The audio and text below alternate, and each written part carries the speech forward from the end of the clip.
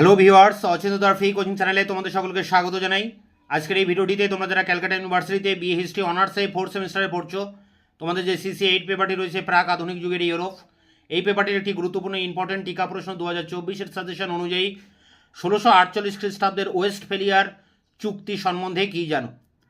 তো এই প্রশ্নটির উত্তরটি নিয়ে আলোচনা করব এই ভিডিওটিতে। দেখো, উত্তরটি তোমরা এইভাবে লিখবে: ধর্মীয় সংঘর্ষ হিসেবে 30 বছরের যুদ্ধ 1630 থেকে 48 খ্রিস্টাব্দ শুরু হলেও এই যুদ্ধের সমাপ্তির পর ওয়েস্টফেলিয়ার চুক্তির দ্বারা সম্পাদিত বন্দোবস্ত প্রধানত ছিল রাজনৈতিক।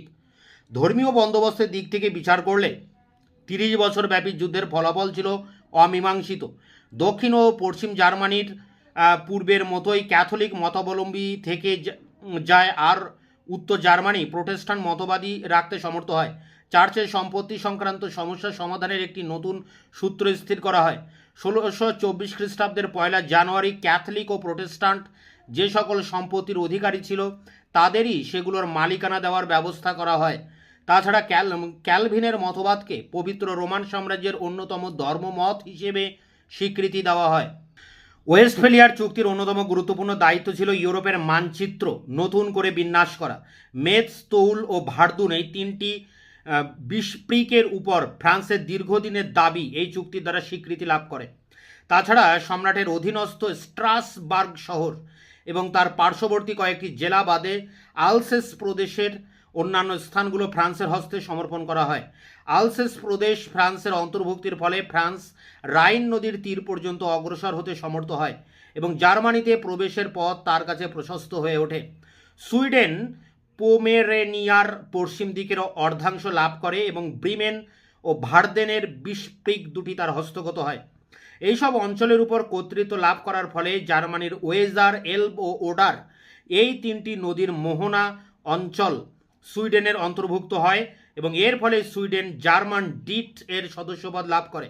প্রকৃতপক্ষে ওয়েস্টফেলিয়ার চুক্তি ইউরোপের উপর সুইডেনের প্রভাবের চরম পরিচয় বহন করে। প্যারা করে দেখো, সুইজারল্যান্ড ও ওলন্দাজদের বাসভূমি নেদারল্যান্ড ওয়েস্টফেলিয়ার চুক্তির সময় পবিত্র রোমান সাম্রাজ্যের সঙ্গে সকল সম্পর্ক ছিন্ন করে স্বাধীন রাজ্যরূপে স্বীকৃতি লাভ করে। জার্মানিতে ওয়েস্টফেলিয়ার চুক্তির দ্বারা কয়েকটি গুরুত্বপূর্ণ পরিবর্তন সাধিত হয়। ইলেকটোরীয় মর্যাদা সহ ব্যাভারিয়া আপার প্যালাটিনেট রক্ষা করার অধিকার লাভ করে। আপার প্যালাটিনেটের একটি অংশ উদ্ধার করে প্যালাটিনেটের ইলেক্টরের পুত্রকে দেওয়া হয় এবং তার জন্য 8ম ইলেক্টরেট গঠন করা হয়।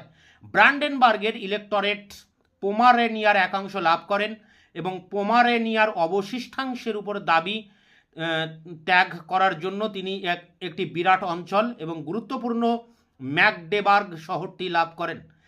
প্যারা করে দেখো, 30 বছর ব্যাপী যুদ্ধের ফলে পবিত্র রোমান সম্রাটের রাজনৈতিক অধিকার অত্যন্ত সীমিত হয়ে পড়ে। সম্রাটের সম্মতি এবং অনুমোদন ছাড়াই পবিত্র রোমান সাম্রাজ্যের অন্তর্ভুক্ত রাজ্যগুলো অন্য যে কোনো রাষ্ট্রের সঙ্গে চুক্তি সম্পাদন ও মিত্রতা স্থাপনের সুযোগ লাভ করে। এর ফলে জার্মানি সম্পূর্ণ বিকেন্দ্রীভূত হয়ে পড়ে এবং যে সামান্য রাজনৈতিক ও জাতীয় ঐক্য জার্মানিতে ইতিপূর্বে অবশিষ্ট ছিল তাও ধ্বংস হয়ে যায়। পবিত্র রোমান সাম্রাজ্যের সম্রাটের ক্ষমতা ন্যূনতম হয়ে পড়ে এবং আনুষ্ঠানিক পদমর্যাদা ছাড়া সব ক্ষমতাই তার লুপ্ত হয়। সংক্ষেপে বলা যায় যে ওয়েস্টফেলিয়ার চুক্তির ফলে জার্মানি কোনো প্রকার জাতীয় ঐক্য ও বিশেষ পরিচয়হীন একটি শিথিল যুক্তরাষ্ট্রে পরিণত হয়। এরপরে দেখো, পরের আরেকটি প্রশ্ন, টিকা প্রশ্নের উত্তর, ওয়েস্টফেলিয়ার চুক্তির গুরুত্ব। এই দুটি প্রশ্ন একসাথে কিন্তু 10 নম্বরেও আসতে পারে, তা আমি এখানে পরপর দুটি টিকা প্রশ্নের উত্তর আলোচনা করছি। যদি আলাদা করে টিকা দেয় তোমরা যে কোনো পার্ট টিকায় লিখতে পারবে, আবার যদি একসাথে 10 নম্বরে দেয় তোমরা পরপর দুটো টিকা লিখে দেবে। প্রথমে চুক্তির শর্ত লিখবে এই পর্যন্ত, তারপরে চুক্তির গুরুত্ব লিখবে। দেখো, ওয়েস্টফেলিয়ার চুক্তির গুরুত্ব নির্ণয় করো। 1648 খ্রিস্টাব্দে সম্পাদিত ওয়েস্টফেলিয়ার চুক্তিকে ইউরোপের ইতিহাসের অত্যন্ত গুরুত্বপূর্ণ ঘটনা বলে চিহ্নিত করা যেতে পারে। ধর্মীয় যুদ্ধ ও রাজনৈতিক আগ্রাসন যুগের মধ্যে বিভাজক রেখা হিসেবে ওয়েস্টফেলিয়ার চুক্তিকে অভিহিত করা হয়। 16 শতাব্দীর প্রথম দিকে ধর্মীয় বিরোধ বিভিন্ন জাতির প্রতিদ্বন্দ্বিতা অপেক্ষা অধিকতর গুরুত্ব লাভ করে, কিন্তু 16 শতাব্দীর মধ্যভাগ থেকেই তা বিভিন্ন রাজবংশের পক্ষ থেকে প্রাধান্য স্থাপনের এবং উপনিবেশ সম্প্রসারণের বিরোধে পরিণত হয়। এই যুগ সন্ধিক্ষণের বৈশিষ্ট্য 30 বছরব্যাপী যুদ্ধের সময় বিশেষভাবে প্রকাশিত হয়। ধর্মীয় যুদ্ধরূপে এর সূচনা হলেও ওয়েস্টফেলিয়ার চুক্তি বহু সংখ্যক আন্তর্জাতিক বিষয় সম্পর্কে সিদ্ধান্ত গ্রহণ করতে বাধ্য হয় যে এই চুক্তি ইউরোপের আধুনিক রাজনৈতিক ব্যবস্থার ভিত্তি স্থাপন করেছে বলে বর্ণনা করলেও তা অত্যুক্তি হবে না।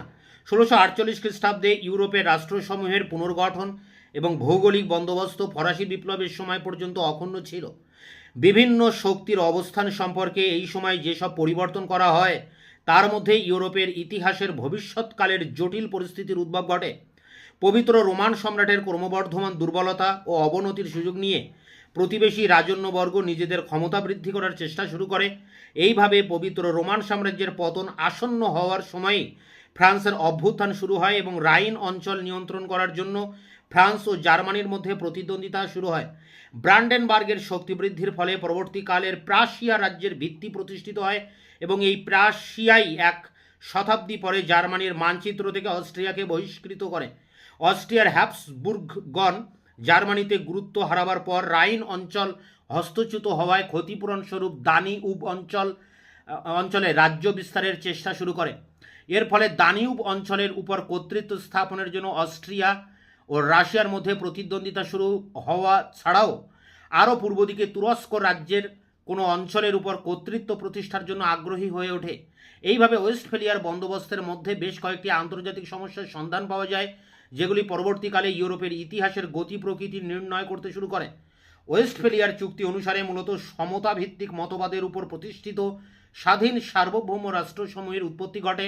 ওয়েস্টফেলিয়ার চুক্তি স্থির করে দেয় যে ইউরোপের সাধারণ আইন কূটনীতিবিদগণ ও রাষ্ট্রপুতদের সম্মেলনের দ্বারা বিধিবদ্ধ হবে। প্যারা করে দেখো, এটি শেষ প্যারা। আন্তর্জাতিক আইন গড়ে ওঠার ব্যাপারেও 30 বছরব্যাপী যুদ্ধের দান অপরিসীম। যুদ্ধকালীন নৃশংসতা এবং আদিম বর্বরতা চিন্তাশীল ব্যক্তিদের বিবেক দর্শন করতে শুরু করে।